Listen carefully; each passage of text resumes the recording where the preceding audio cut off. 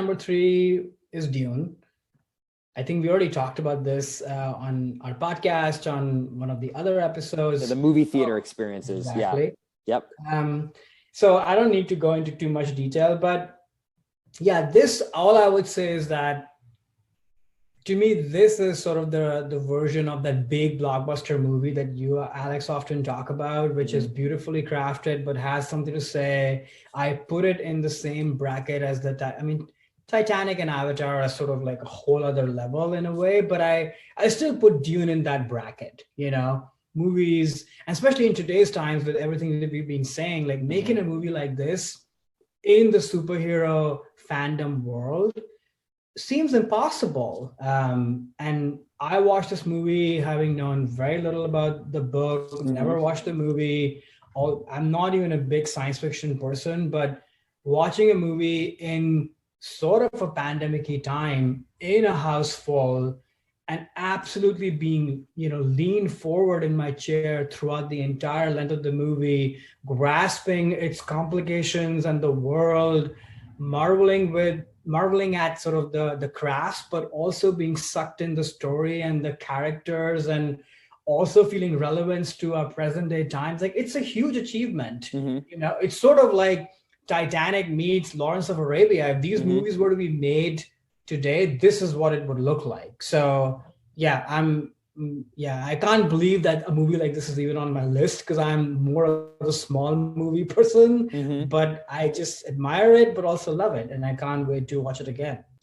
Yeah, I liked, as we talked about before, I like this film as well. As been someone who's not really a Denis Villeneuve fan, Right. never really connected with any of his films. I thought this was the one that I connected with the most, due to, I think, a lot of the themes that Frank Herbert sewed into Dune just hit home a lot to me. And just from a craft perspective, much like at the Oscars last night, it won all those craft awards. Just amazing, from sound design to music to production design, the look of the world.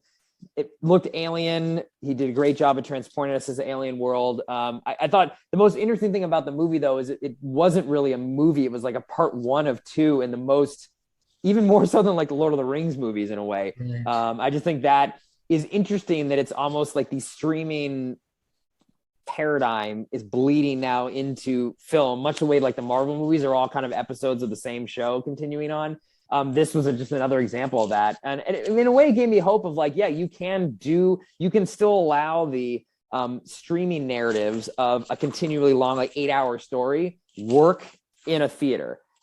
James Cameron's even talking about this with the latest Avatar. He's like, yeah, maybe I can see a world where there's a 3-hour cut you see in a theater, you go home, you watch a 4-hour cut, and then the super fans can watch a 5-hour cut of all the same movie. And I want to make them all. And I'm like, whoa, like, that sounds crazy, but at the same time, like, that is kind of what Villeneuve's already been doing with Dune. It's like, this is something that is not just a 2-hour movie that you can sit there and leave and walk away and get the whole story. You got to see that part two. And I definitely, after it was over, was like, I want to see this part two. And yeah, I'm glad that they're making it. And kind of like what I was saying earlier, hopefully the Academy remembers part one when part two comes around. And if he does just as good of a job, that it can get some actual, bigger awards. I did like this film too. Hey there, it's Alex. If you like the review and discussion Karan and I just had, make sure you subscribe to our channel, Movies That Shaped Us, to get full episodes. Every other Wednesday, Karan and I cover a topic around important people, places, events, and moments in our lives, and then explore it through 3 of our favorite movies. Subscribe right now, or follow our podcast on Spotify or Apple Podcasts via the link in the description below. Hope you join us for the journey.